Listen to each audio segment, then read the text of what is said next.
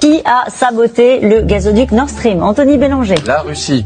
C'est vrai? Mais oui, la Russie. Les 4 explosions, les 4 fuites sont dues bien sûr aux Russes, soit par drone, soit par sous-marin, enfin tout est possible. Un drone sous-marin qui aurait été largué il y a plusieurs semaines d'un bateau de pêche. Ou le yacht d'un oligarque de passage. L'hypothèse la plus logique est que ce sont les Russes qui l'ont fait à titre de démonstration. Il y a une sorte d'avertissement sans frais lancé par les Russes à l'ensemble de l'Union européenne. Je suis capable de vous nuire. À tout moment, nous pouvons frapper là où nous voulons, sous les mers, partout. Et ça, c'est une très vieille méthode, même stalinienne. C'est-à-dire, on peut frapper où on veut, quand on veut, où on veut, quand on veut. Mais aussi, ce sont les Russes qui sont à l'origine de cette explosion. Quel est l'intérêt pour les Russes de faire exploser leur propre gazoduc? La seule explication, en l'absence d'explication, c'est la théorie de la démonstration de force ou de l'avertissement. Au sens, ce que nous faisons à finalement à notre gazoduc, il ne nous sert plus à rien, donc à la limite on peut le casser.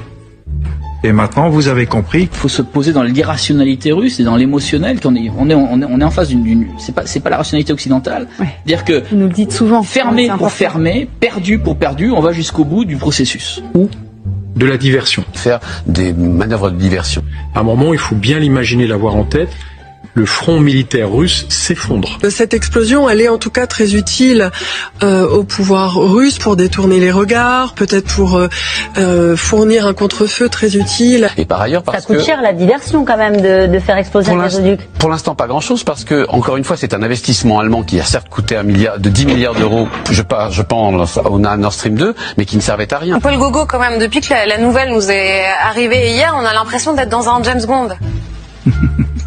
Effectivement, ça c'est des choses que la Russie sait très bien faire. Les Russes qui apparaissent très remontés depuis hier, qui saisissent les conseils de sécurité des Nations Unies, qui parlent d'actes terroristes. Ça c'est de bonne guerre, c'est une méthode russe. Ça. Très bien, on avait compris.